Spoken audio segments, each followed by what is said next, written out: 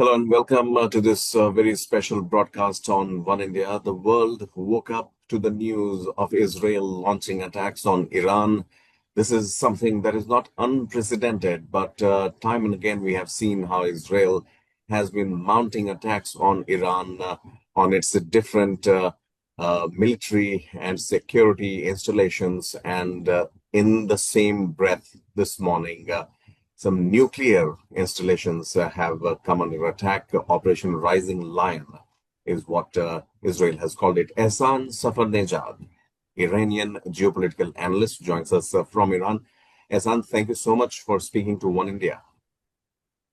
Thank you for inviting me to your show. Ehsan, the first things first, how is Tehran looking at this overture from the Israeli side and Operation Rising Lion? How do you assess the impact on Iran's nuclear timeline with this?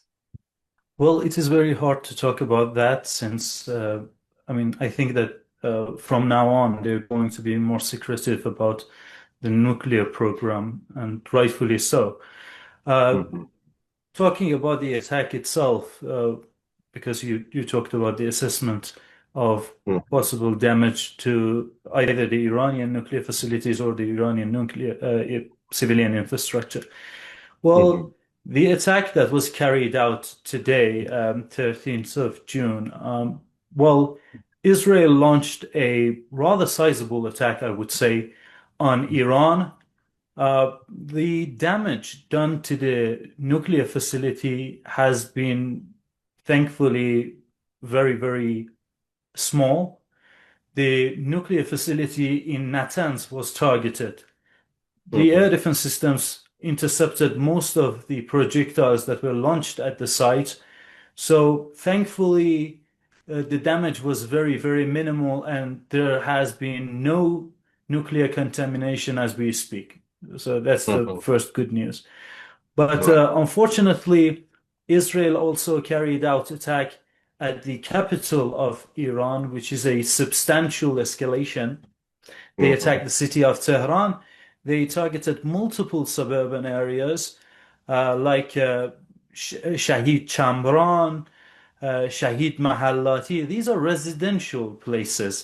Uh, Seventh Square of Narmak. Again, Narmak is a suburban area. These three places that were attacked by Israel, all of them have civilian population in them. I've uh, listened to the journalists, to my colleagues, talking about the damage that was done and the victims of the Israeli attack. Unfortunately, uh, one of them was just saying that, the majority, not the majority, he said that actually every body that he saw mhm. was a body belonging to a woman or a children. That's all he saw. Another journalist was saying that they saw entire two upper level of a house of an apartment building actually being destroyed, and he really wanted to know if there was any Iranian military commander or the Iranian politician or a scientist was residing in those buildings. I think this comes from the journalist that went to the Narmak Mhm. area. And he was saying that all the residents, all the people in the neighborhood were denying that there was anybody special or in any place of power residing in those neighborhoods. So the attack has been mostly on the Iranian civilians. The number of the casualties and deaths have yet to be determined. Uh, they are trying to do their best to, treat some people that have been wounded and, count the number of total people who have fell victim to the Israeli strike. Okay. So in this scenario, Ehsan, there are two things that are happening. I totally understand what you're saying that targeting the capital city and also the residential areas is something that is violative of any war protocol. There are two things coming to our knowledge. One is the reported killing of a General Hossein Salami. What happens after that? Is that correct or not? If you can verify that for us. And secondly, do you think it's a very precarious situation for Iran as of now? Because the retaliatory strategies that Iran is using through drones, uh, call it legitimate self-defense, or could it be a dangerous escalation also? Well, with regards to your first question, whether General Salami was assassinated and martyred during the Israeli strikes in Iran, I Mm, can verify that that news is true. There have been four major figures being assassinated, being martyred during these strikes. The head of the IRGC, General Salami, the chief of the Joint Staff of the Iranian Armed Forces. This is the highest military commander in Iran. Shahid Bagheri was also martyred. The two nuclear scientists as well. One of them was the former director of the Iranian nuclear program. So, yes, these strikes have actually resulted in casualties and death of high-ranking either military generals or the Iranian nuclear scientists. So mhm, that's the response to the first question. But with regards to the second question that you asked, whether this is going to be to actually bring about uh, more tension into the region. mhm, Actually, the exact opposite is true. Unfortunately, following the attack by Israel last year, the Iranian political class, there was a chasm between the Iranian military, the Iranian armed forces in general, and the Iranian government, the executive branch, about how they should go about responding. There's a Supreme National Security Council uh, that is held during occasions like this, and the members of that council are the top Iranian generals and the Iranian politicians from different branches of the government, executive branch, judiciary branch, and the parliamentary branch. There was a chasm between the politicians and the military generals. At the mhm, end of the day, the politicians won the voting in that council, and Iran decided not to retaliate, despite the fact that even during that operation, mm, Israel carried out attack on the Iranian capital. So this has a precedent. They actually attacked the Iranian capital once, and they got away with it. mhm, Four Iranian military officers were martyred at that time. mhm, These were operators that were controlling the air defense systems in Iran, or like were present at the places that the attacks were taking place. And one Iranian civilian were murdered. Iran, uh, through a completely political decision, because from mm. the military standpoint, this doesn't actually make a lot of sense. But they decided not to respond. And then we Okay. had this round of negotiations and talks between Iran and United States. But still, this diplomacy, international law, following Iranian case in the international courts and on United Nations, different institutions within the United Nations, those didn't result in any deterrence for Iran. And actually, this attack was larger than the previous one. Unfortunately, Israeli officials have declared that they are going to continue attacking Iran for 2 weeks. So clearly, uh, diplomacy has failed here, unfortunately, because you need both parties to engage in talk and dialogue in order for it to succeed. Mm, In this episode of development between Iran and Israel, unfortunately, the other side is not at all interested in diplomacy or in international law. They violated Article 4, paragraph, apologies, they violated Clause 4 of Article 2 of the United Nations Charter, and mhm, Iran is now determined to respond within the rights that it has that is defined in Article 51 of the United Nations Charter. Right. Um, well, you mentioned about the talks between Iran and United States. Oman is hosting it. What impact do you think it will have on those talks? And secondly, do you still believe that United States can rein in Israel or convince it otherwise to stop this? Well, it's funny that you ask that. I'm going to start by the last question that you asked. Hmm. Uh, uh, United States uh, refueling airplanes were used during this operation. A refueling Okay. uh, airplane was It's used in order helping to Israel. bring Mm. fuel. Yes, Israel help Israel, carry out the strikes.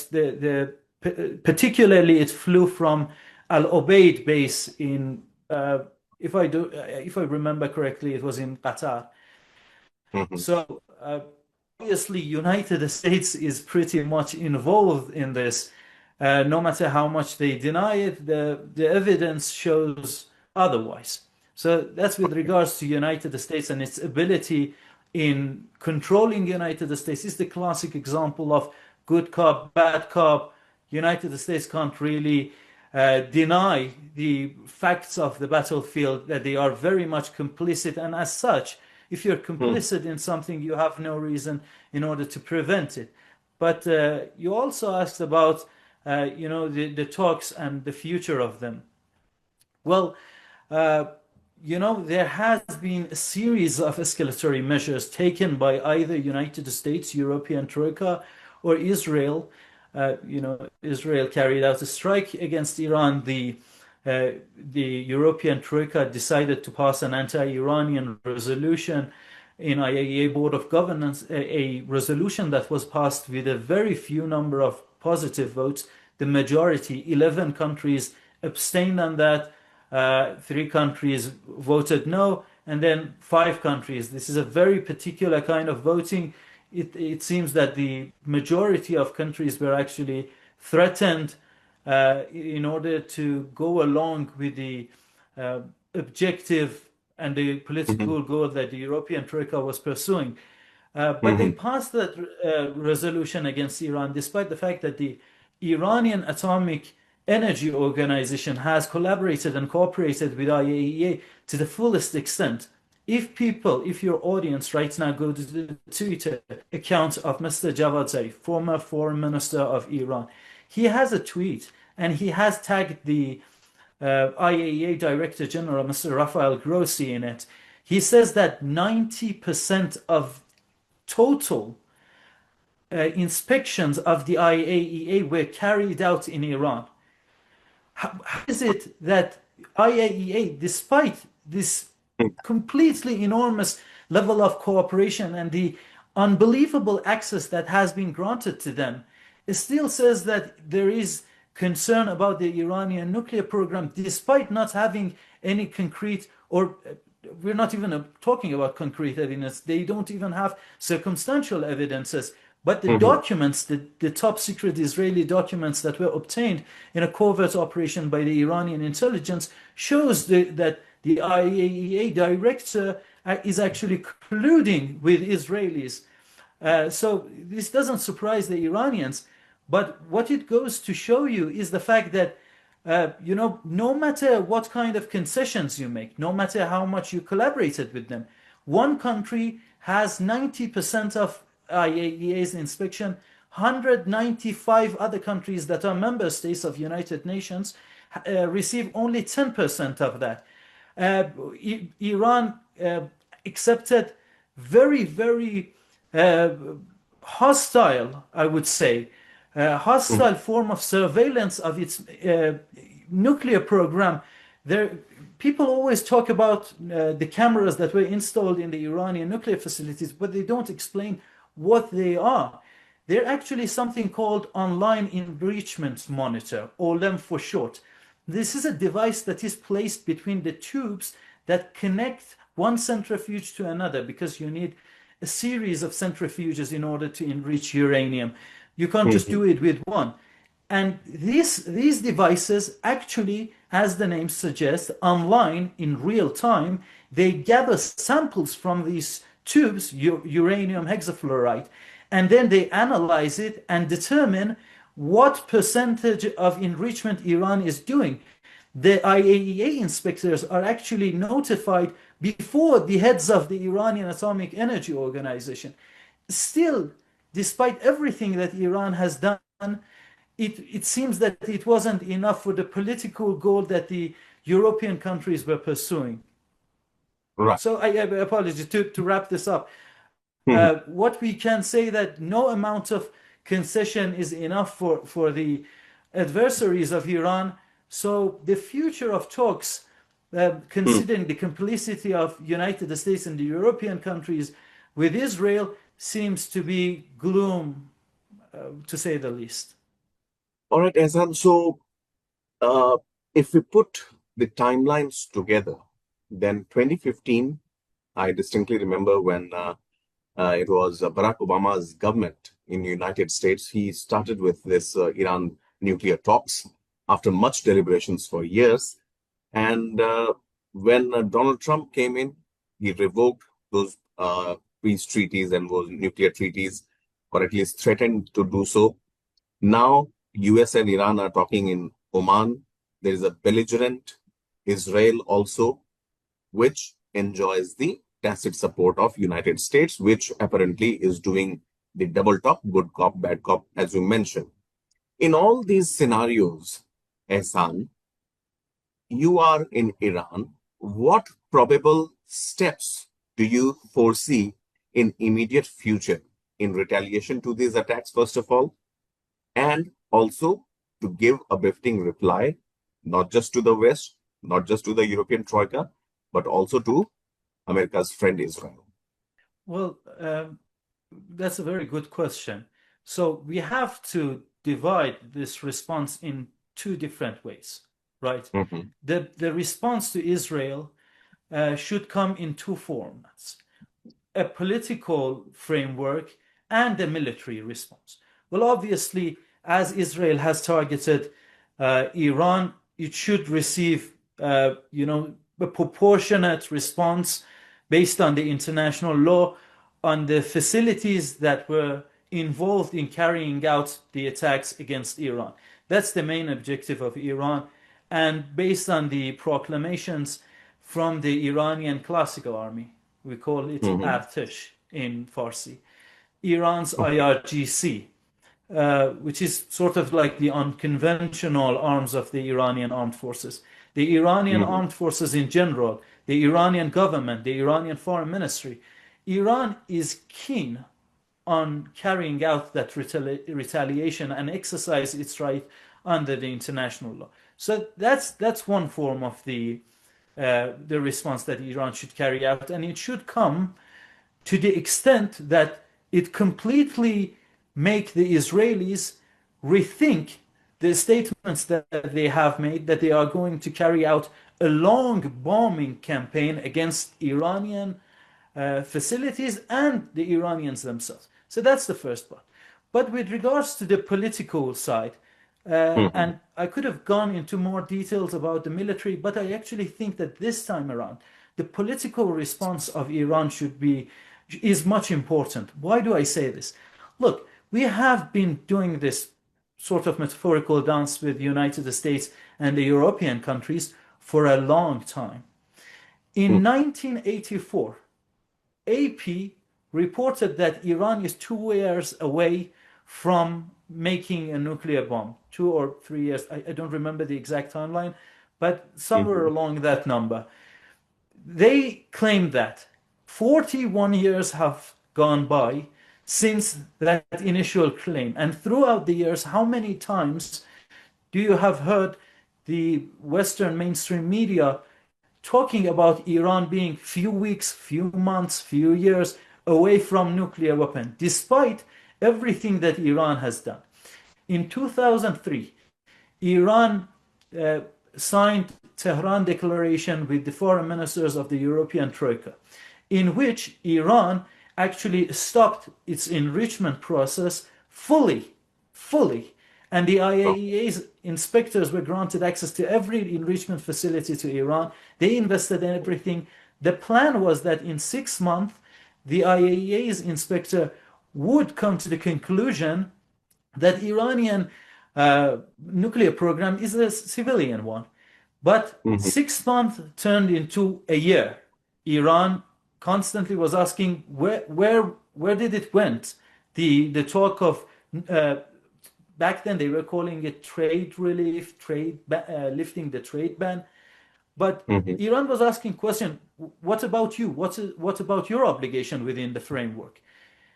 Then Iran went on and signed in 2004, the next year, the Paris Mhm. Agreement, in which Iran not only halted the activities in its enrichment facilities, but also in the facilities that it was carrying out uranium conversion. Uranium conversion is a precursor to the uranium enrichment. So Iran even Mhm. accepted that.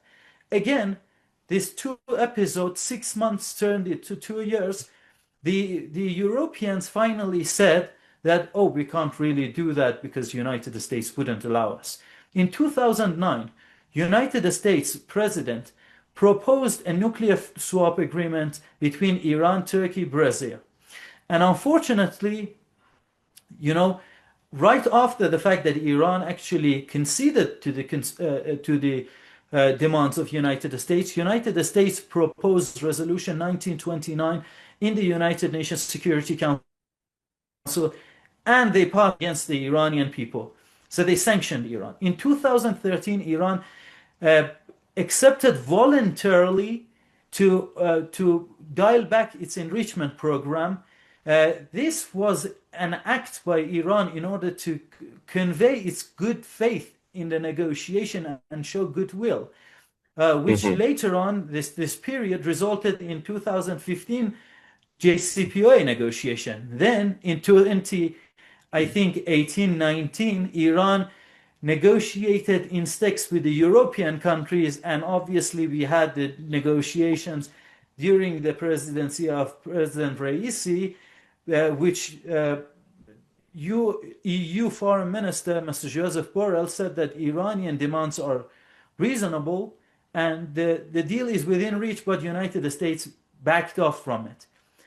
So Right. if you have listened to all of this and you followed my remarks, which I'm sure has been tiresome for some of your audience. So imagine what we feel as the people who were constantly trying to engage in diplomacy and dialogue with the United States, with the international community, in order to get our rights within the framework of NPT, Non-Proliferation Treaty, that every country has a right to a civilian, peaceful Right. enrichment program. Unfortunately, all these efforts have been unsuccessful because the other side only Mm. thinks about regime change, thinks about imposing more sanctions. 11 rounds of sanctions have been imposed on Iran during the talks themselves. As Iran was talking with United States, engaging in diplomacy, before the meeting, United States would impose one round of sanction. After the meeting, they would impose another round of sanction. So I think if Iran wants to do something, they have to Mhm. finally expel the IAEA's inspectors from the country, and the country should embrace the fact that there is no measure uh, trustworthy enough for the adversaries of Iran to Mhm. make them understand that the Iranian nuclear program is a civilian one, and ergo should go nuclear and develop nuclear weapon. That is the demand of demand of me as an Iranian and a person who is sick and tired of seeing all these nonsense being carried out, under the guise of being concerned about Iranian threats. Hassan, I totally understand your sentiments and what started 2 years ago on October 7th with that attack from the Gaza fighters, Gaza terrorists on Israel. Now the gloves are off. No one is discussing about that, how it percolated to Iran, what was Iran's connection. But now it's time for Iran to take a political stand, as you mentioned, and go big or go home is the message. Drive the IA inspectors out, enrich your uranium, and do what you have to do in order to be self-reliant. Our good wishes are there with you and your countrymen in this time of need, Ehsan. And One India thanks you once again for being a part of this very informed and very important discussion. Thank you. Thanks for inviting me to your show. Subscribe to One India and never miss an update. Download the One India app now.